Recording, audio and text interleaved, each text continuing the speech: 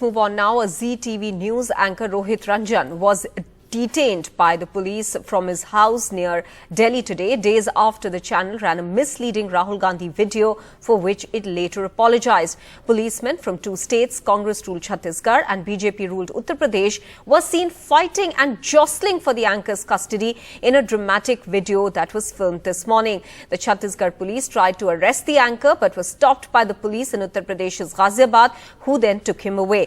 Rohit Ranjan had tweeted an SOS to the Uttar Pradesh police when the Chhattisgarh team landed at his house at around 5:30 this morning.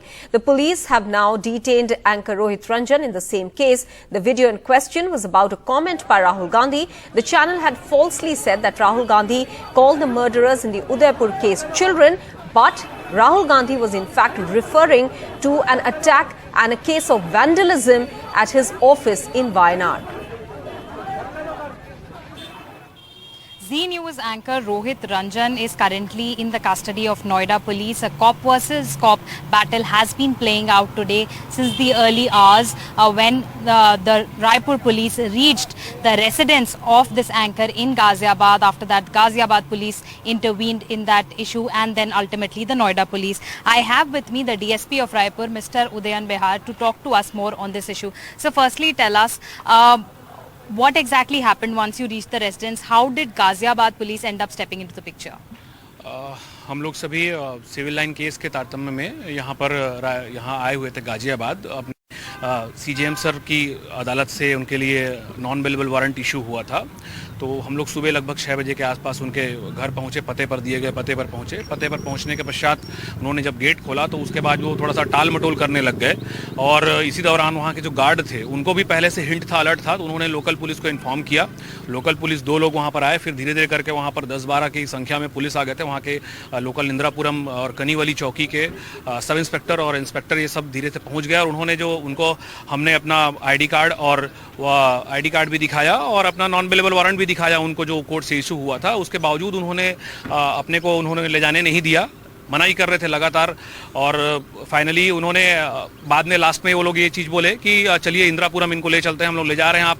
तो उनको ऐसे भी उनको बोल रहे थे हम लोग को शुरू में कि आप लोग रुक जाइए, हम उनको ले जाते हैं, तो हम लोग साथ में जाएंगे। तो साथ में ले गए, लेकिन अल्टीमेटली भीड़ इतनी थी और उन्होंने अपने आदमी ऐसे लगा दिए थे कि हम थोड़ा पीछे हो गए, और वो लोग सामने से ले जाके एक प्राइवेट कार में उनको ले गए। और हमने बैठना चाहा तो हमको बैठने भी नहीं दिया गया। वहाँ की लोकल पब्लिक भी इस चीज़ में इन्वॉल्व थी, और लोकल वहाँ के जी न्यूज़ की मीडिया भी वहाँ पर आ गई थी। तो ये सब लोगों ने मिलकर उनको फाइनली उन्होंने बोला कि इंदिरापुरम ले जा रहे हैं करके, और वो वहाँ ना जा करके दूसरी ओर चले गए। और यहाँ हम लोग जब थाने आए, इंदिरापुरम आए, देखा कि वो वहाँ नहीं थे। जब पूछताछ किए तो उन्होंने बताया कि दूसरी थाने की पुलिस ले गई है उनको, उनसे पहले ऐसा करके ये उन्होंने बताया अपने को। तो ये जो आप कह रहे हैं कि रंजन जी ने खुद कोऑपरेट नहीं किया और गाजियाबाद पुलिस जिस तरह इंटरवीन करी, तो आपने इसको लेकर के क्या कोई ऑफिशियल कंप्लेंट कहीं दर्ज कराई है, या आपने यूपी पुलिस के किसी हायर ऑफिशियल को अप्रोच करने की कोशिश की कि इस तरह से आपका अरेस्ट का प्रोसेस आज डिसरप्ट किया गया है? जी, हमने इस बाबत कंप्लेन SHO यहाँ पर जो इंदिरापुरम है उनको लिखित कंप्लेन देने की कोशिश की। हमारे लिखित कंप्लेन को उनके द्वारा नहीं लिया गया, और एक जिम्मेदार अधिकारी के द्वारा यही बोला गया आपको जो कर सकते हैं आप लोग कर लीजिए, जहाँ आपको कंप्लेन देनी है दे दीजिए। इसके अलावा मैंने यहाँ के SSP गाजियाबाद मुनीराज सर से भी बात करने की कोशिश की। उनके द्वारा फ़ोन जो है उनके जो लोअर स्टाफ द्वारा उठाया गया और वो बिजी हैं करके बोला गया। और उसके उपरांत मैंने उनको ईमेल भी किया है, हमने ईमेल किया है, उनको भी ईमेल किया है, और उनके सुपीरियर ऑफिसर्स को भी ईमेल किया है। हमने अपनी बात रखी है कि हमने शिकायत दर्ज की है और हम मिलना चाहते हैं, समय दीजिए करके। इस बारे में भी हमने चर्चा की है और उनको प्रॉपर ईमेल भी किया हुआ है, बट उनकी तरफ से अभी तक कोई रिस्पॉन्स नहीं आया है। नोएडा पुलिस कह रही है कि उन्होंने एक सेपरेट कंप्लेंट दर्ज करी है रंजन जी के खिलाफ, और जिस कंप्लेंट के सिलसिले में उनसे पूछताछ भी जारी है। क्या नोएडा पुलिस की तरफ से आपको कोई कम्युनिकेशन दिया गया है कि ये पर्टिकुलर केस क्या है जिसमें अब वो इन्वॉल्व हो रहे हैं? जी नहीं, हमने जब पूछने की कोशिश की तो उन्होंने ऐसा कुछ बताया नहीं अपने को। हमारे अधिकारी नोएडा के सेक्टर 20 थाने भी गए हुए थे। सेक्टर 20 में SHO भी नहीं थे जिन थाने में उनको ले जाना बताया गया, और वहाँ क्या बोलते हैं SHO भी नहीं थे, उनका फ़ोन भी स्विच ऑफ आ रहा था, और व्यक्ति भी नहीं थे, हमारे वारंटी भी नहीं थे वहाँ पर, और अपने को ऐसा कोई सूचना उनकी तरफ से लिखित में नहीं दी गई है। मेरा आखिरी सवाल आपसे ये है सर, कोर्ट में अब सुना जा रहा है कि नोएडा पुलिस यहाँ पे उनको पेश कर सकती है, तो कोर्ट की आगे की लड़ाई किस तरह से लड़नी, क्या इस पर अभी तक कोई स्ट्रैटेजी बनाई है आपने? हम लीगल रेमेडीज़ पे देख रहे हैं हम क्या कर सकते हैं करके, और फर्दर हमने लीगल असिस्टेंस के लिए कुछ हेल्प लेने की कोशिश कर रहे हैं हम यहाँ पर। धन्यवाद सर हमसे बातचीत करने के लिए. So that is what the senior official, the DSP of Raipur, is saying about this case at this point of time. They will be looking at the legal remedies that they can explore on this issue, but for now saying that their process of arrest was obstructed by the Ghaziabad police, and senior officials of the UP police still remain unreachable whenever the Raipur police is trying to establish contact with them to register their complaint about how they faced this kind of cop versus cop battle today, this morning. In Greater Noida, with camera person Sushil Rathi, this is Sukirti Dwivedi for NDTV.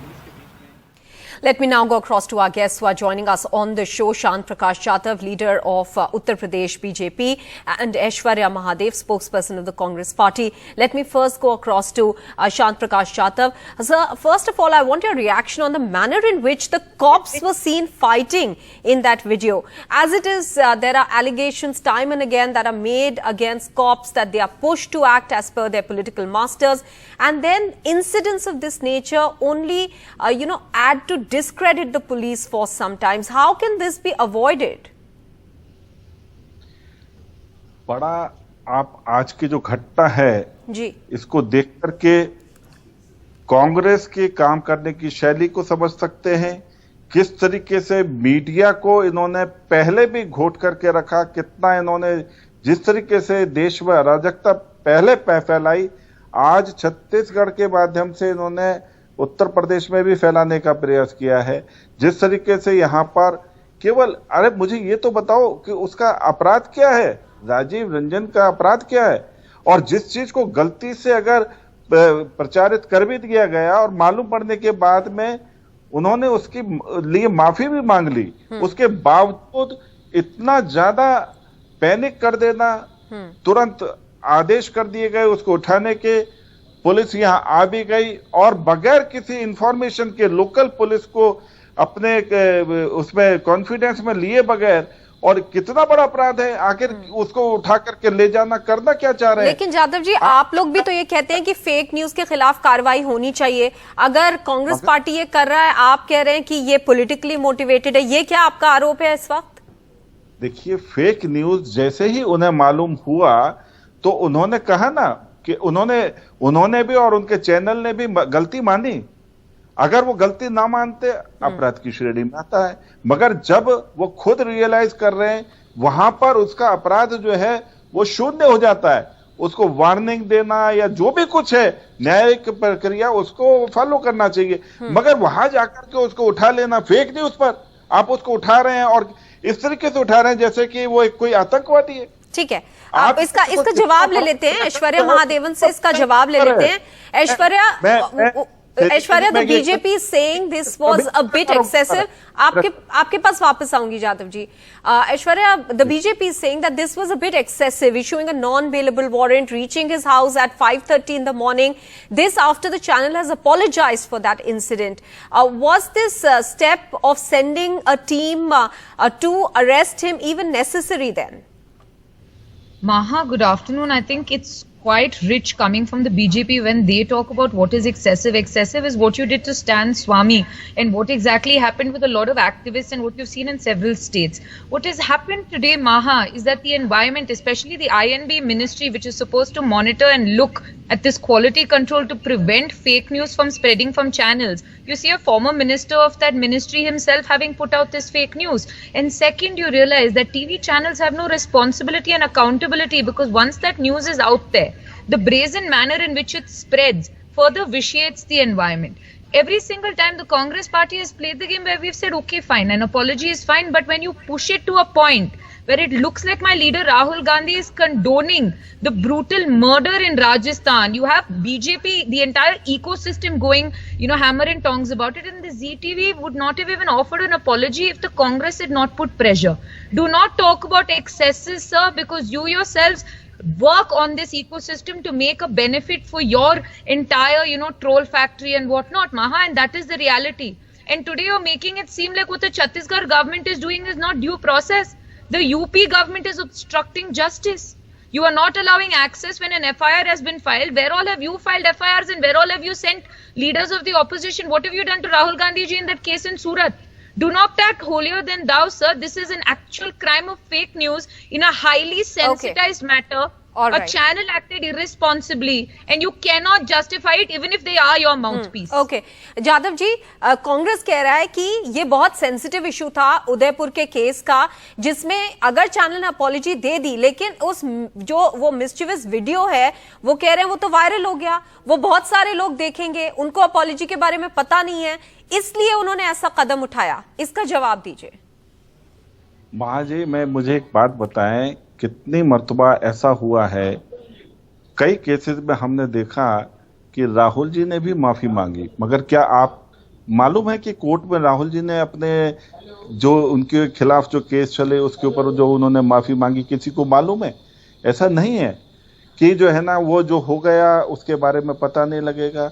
अरे तमाम मौकों पर राहुल गांधी जी भी back foot पर आए हैं, मगर जो फ्रंट फुट पर वो उन्होंने खेल करके चाल और पूरे देश को गुमराह कर दिया और बाद में जाकर के कोर्ट में नहीं, ये कह रहे हैं कि ये बहुत ही डेंजरस इशू है, ये बहुत डेंजरस इशू है, क्योंकि इसमें ऐसा लग रहा है कि वो इस तरह का जो उदयपुर में कत्ल हुआ था इतने ग्रूसम मैनर में, उसको कंडोन कर रहे हैं, इसलिए उन्होंने इस तरह का कदम उठाया। और वो कह रहे हैं यूपी पुलिस ऑब्स्ट्रक्ट कर रही थी छत्तीसगढ़ पुलिस को, उसके बारे में क्या कहना है आपका? देखिए, यूपी पुलिस, कोई भी प्रदेश की पुलिस उत्तर प्रदेश में आएगी तो उसको यूपी पुलिस के साथ में परामर्श करना होगा, उसके बाद में उस केस में कितना जरूरी है तो उसमें कोऑपरेट करेगी। अब ऐसा नहीं है ना कि आप 5 बजे आएंगे और आते के साथ ही उठा करके ले जाएंगे।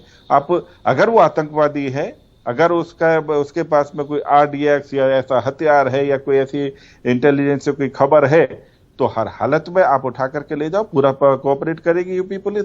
मगर आप एक पत्रकार, अरे आप भी तो महाजी, आप भी तो पत्रकार हैं, गलती से अगर आपके यहाँ से कोई मुंह से कोई शब्द निकल जाए और कल को पुलिस आपको आकर के उठाए, तो ये क्या जस्टिफाइड है? सर, इसीलिए स्टोरीज को वेट करना जरूरी है, चैनल्स उस पर ध्यान देते हैं, यही बात कांग्रेस पार्टी इस वक्त उठा रही है। Aishwarya Mahadev wants to come in. Aishwarya, go ahead. Shaan ji, मैं बस ये कहना चाहती हूँ कि माहा के एक स्टेटमेंट और ये जी न्यूज के एंकर का एक पूरा डॉक्टर वाला वीडियो, जहां राजस्थान के वो जो हत्या हुए है उसके बारे में आप बोल रहे राहुल गांधी जी ने सपोर्ट किया है वो आतंकवादियों को, उसमें बहुत अनेक फर्क है। और ये हम कह रहे हैं कि क्योंकि INB मिनिस्ट्री काम नहीं कर रहे, आपके सरकार काम नहीं कर रहे, एक्शन नहीं ले रहे, जब एक छत्तीसगढ़ हमारा सरकार और उनके पुलिस बोल रहे ऐसे हम ये इंफॉर्मेशन को वैसे जान नहीं सकते हैं, तो इसलिए हमने एक्शन लेना शुरू किया। और आप एक दूसरी सरकार होकर, एक स्टेट गवर्नमेंट होकर कोऑपरेट करने के बिना आप ऑब्स्ट्रक्ट करे हैं, वही प्रॉब्लम है। What Mr. Jadhav is also saying is that the state police should have been informed, according to him. If the state police was not informed, Maha, how would they be there at the location at 5:30 in the morning? No, it appears that the anchor sent an SOS and then they reached that spot. And if that was also the case, then you obviously cooperate. If it, for example, when a lookout notice comes, because you believe another state police may not be acting in true faith or good faith, you know that you do realize other police do land up there and then they take action, then they reconcile it, or you get the Home Ministry to give them a directive, or the state governments interact on it.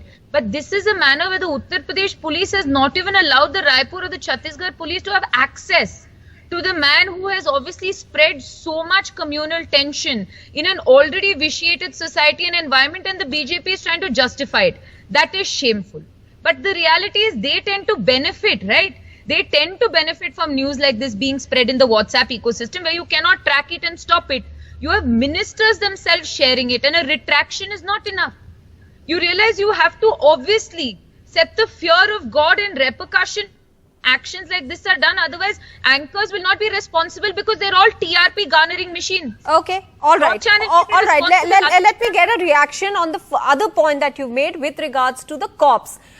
शान जी, ऐश्वर्या ये कह रही हैं कि अगर cooperation जो police में होना चाहिए वो यहाँ नहीं देखा गया है, उससे क्या दिखता है कि क्या यूपी पुलिस उनको बचाने की कोशिश करी थी? क्योंकि हमने रायपुर के DSP की बात सुनी, उन्होंने कहा कि यूपी के पुलिस उनको लेके प्राइवेट कार में गई और उसके बाद जब वो पीछे पीछे गए तो जिस पुलिस स्टेशन में उनको बोला गया था वो होंगे इंदिरापुरम पुलिस स्टेशन में, वहां वो नहीं थे। तो क्या इसको नॉन कोऑपरेशन देखा जाए, जर्नलिस्ट के एंगल से कि ये नॉन कोऑपरेशन स्टेट पुलिस के बीच में देखा जाए?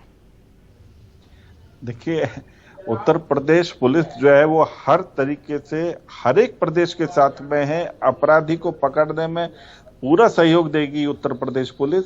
मगर आप किसी भी जर्नलिस्ट को और इस तरीके से आतंकवादी की तरह से ले जाएंगे तो उत्तर प्रदेश पुलिस अपने नागरिकों की सुरक्षा करने के लिए भी बैठी हुई है।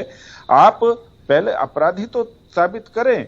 आपने आकर के 5 बजे उन्हें उठा लिया, अरे ठीक है, एक बार मालूम तो पड़े। सर, उठा ही नहीं पाए ना। वो तो वहां पे तो लड़ाई हो गई दोनों पुलिस, स्टेट पुलिस में, यूपी पुलिस और छत्तीसगढ़ पुलिस के बीच में।